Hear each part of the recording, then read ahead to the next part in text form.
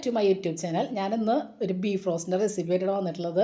നമുക്ക് വീഡിയോയിലേക്ക് പോകാം. വീഡിയോ നിങ്ങൾക്ക് ഇഷ്ടപ്പെടുകയാണെങ്കിൽ ഒന്ന് ലൈക്ക് ചെയ്തോളൂ കേട്ടോ. അതുപോലെ നമ്മുടെ ഫ്രണ്ട്സിനൊക്കെ ഒന്ന് ഷെയർ ചെയ്ത് കൊടുത്തോളൂ. സബ്സ്ക്രൈബ് ചെയ്യാതെ ചാനൽ കാണുന്നവരുണ്ടെങ്കിൽ പ്ലീസ് ഒന്ന് സബ്സ്ക്രൈബ് ചെയ്യണേ. ബീഫ് നന്നായിട്ട് കഴുകി വൃത്തിയാക്കിയതിലേക്ക് കറിവേപ്പിലയും സവാളയും വെളുത്തുള്ളി ഇഞ്ചിയും പച്ചമുളകും ഉപ്പും ഗരം മസാല ഇട്ട് കൊടുക്കുക. അതിലേക്ക് മഞ്ഞൾപ്പൊടിയും മുളക് പൊടിയും മല്ലിപ്പൊടി ചൂടാക്കിയതും ചേർത്ത് നന്നായിട്ടൊന്ന് മിക്സ് ചെയ്ത് എടുക്കുക.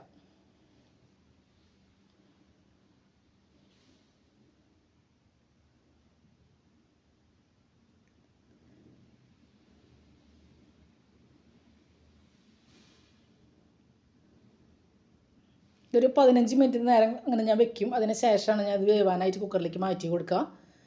ഈ വെളിച്ചെണ്ണയും കൂടിയൊക്കെ ഒന്ന് ഒഴിച്ച് നന്നായിട്ട് തിരുമ്പോൾ ഒരു നല്ല പ്രത്യേക സ്മെല്ലാണ്. ഞാനിത് എല്ലോട് കൂടിയിട്ടുള്ള ബീഫാണ് എടുത്തിട്ടുള്ളത്. അധികം എല്ലില്ല, കുറച്ച് എല്ലോട് കൂടിയിട്ടുള്ള ഇറച്ചിയാണ്.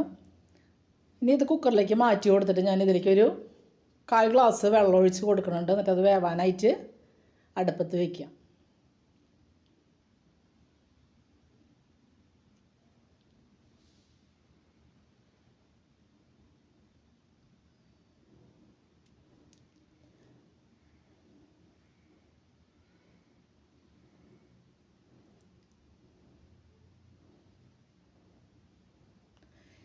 ഇതിലേക്ക് ഇടുന്ന പയറാണ് ഞാൻ ഇടുന്നത്. നമ്മൾ ഒരുപാട് കഷ്ണങ്ങളിട്ടിട്ട് ബീഫ് വയ്ക്കുന്നത് ഞാൻ കാട്ടി തന്നിട്ടുണ്ട്. ഞാൻ രാജ്മ പയർ വെച്ചിട്ടാണ് ഈ ബീഫ് റോസ്റ്റ് ചെയ്തെടുക്കുന്നത്. ഈ പയർ ഞാൻ തലേദിവസം വെള്ളത്തിൽ ഇട്ടിട്ടുണ്ടായിരുന്നു കുതിരാനായിട്ട്. നന്നായിട്ട് കഴുകി വൃത്തിയാക്കി എടുത്തിട്ടുണ്ട്. ഇനി അത് വെന്ത് വന്നിട്ടുള്ള ബീഫിലേക്ക് ഈ പയർ ചേർത്ത് കൊടുക്കുക. പയറിലേക്ക് ആവശ്യത്തിനുള്ള ഉപ്പും ചേർത്ത് കൊടുക്കണം. അതുപോലെ തന്നെ കുറച്ച് മഞ്ഞൾപ്പൊടിയും കുറച്ച് വെള്ളം ചേർത്തിട്ട് ഒന്ന് വേവിച്ചെടുക്കുക. ഞാനിത് ഒരു വിസിലടിച്ചിട്ടുണ്ട് പയറിട്ടതിന് ശേഷം.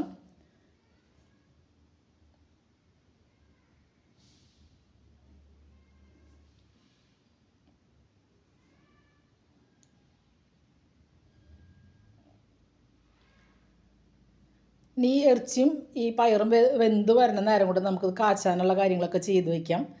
ഇനി ഒരു ചട്ടിയിലേക്ക് കുറച്ച് സൺഫ്ലവർ ഓയിൽ ഒഴിച്ച് സവാള അരിഞ്ഞതും ഇഞ്ചി വെളുത്തുള്ളി ചതച്ചതും കറിവേപ്പിലും ചേർത്തൊന്ന് വഴറ്റിയെടുക്കാം. ഉള്ളിയൊക്കെ വാടി വരുമ്പോൾ ഇതിലേക്ക് നമുക്ക് പൊടികൾ ചേർത്ത് കൊടുക്കാം.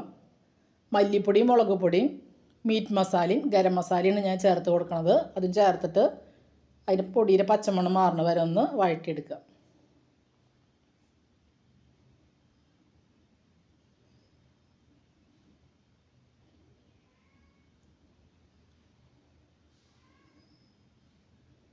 ഈ പൊടിയുടെ പച്ചമണം മാറി വരുമ്പോൾ ഈ വെന്ത് വന്നിട്ടുള്ള ബീഫും പയറും നമുക്ക് ഇതിലേക്ക് ചേർത്ത് നന്നായിട്ട് മിക്സ് ചെയ്തെടുക്കുക.